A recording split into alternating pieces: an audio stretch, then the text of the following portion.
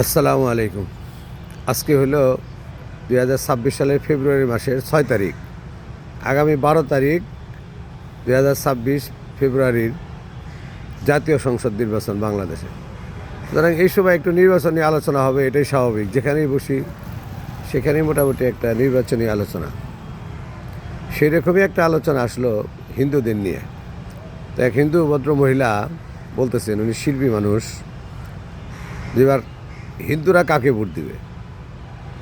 তো ওই হিন্দু ভদ্র মহিলা বললেন, আমরা কাকে ভোট দেব, এদেশে সবগুলাই মেজরিটি মুসলমান দ্বারা গঠিত দল, যেমন জাতীয় পার্টি, বিএনপি, আওয়ামী লীগ, জামাত, সবগুলাই মেজরিটি মুসলমান দ্বারা গঠিত দল।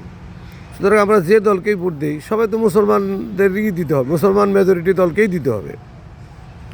তো এই জন্য এবার নিয়ত করছি আমরা এবার জামাতকেই ভোট দিব। কেন? সবগুলো যেহেতু মুসলমান দ্বারা গঠিত, মেজরিটি মুসলমান দ্বারা গঠিত দল, তো সেই হিসেবে জামাত যেহেতু একটু ভালো মুসলমান, সবাই মুসলমান, তবে ওরা একটু যেহেতু নামাজ কালাম বেশি পড়ে, ওরা একটু বেশি ভালো মুসলমান আমাদের কাছে মনে হয়েছে, সেই ওদেরকেই দিব।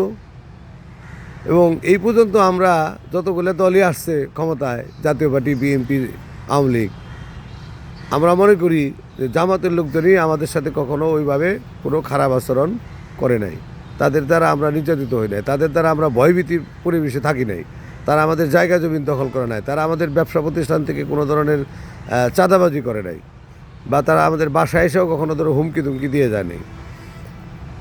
এই কারণে আমরা মনে করছি যেহেতু মুসলমানেরই সবগুলো মুসলমান মেজরিটির দল, তারা যেহেতু একটু ভালো মুসলমান আমাদের কাছে মনে হয়েছে, তাহলে আমরা এবার জামাতকেই ভোট দেব, অর্থাৎ একটু ভালো মুসলমানের দলকেই ভোট দেব। এই জন্য নিয়ত করছি এবার আমরা জামাতকে ভোট দেব।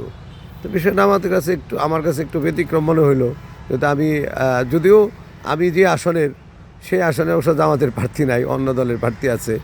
তো যাই হোক, কিন্তু যারা বুঝাইলো যে সারা দেশেই তারা এবার জামাতকে সাপোর্ট করতে যাচ্ছে, এবং সেই কথাও বলছে যে আমাদের হয়তো দুই একজন নেতা একটু ব্যতিক্রম আছে, কিন্তু আমরা যারা সাধারণ হিন্দু তারা অধিকাংশই আমরা জামাতের কাছেই বেশি নিরাপদ মনে করি, এবং তাদেরকে আমরা এবার সাপোর্ট করব। তো দেখা যাক এটা যদি সত্যি হয় তাদের কথা, তাহলে এটা অবশ্যই জামাতের জন্য একটা ভালো অর্জন, এবং তাদের ভোটের ক্ষেত্রে তাদের একটা ভালো সাপোর্ট তারা পাইলো, যে যেহেতু এদেশে বড় একটা সংখ্যক হিন্দু ভোটার আছে। দেখা যাক নির্বাচনের সময় আমরা এটার কী ইফেক্ট সেটা দেখতে পারবো।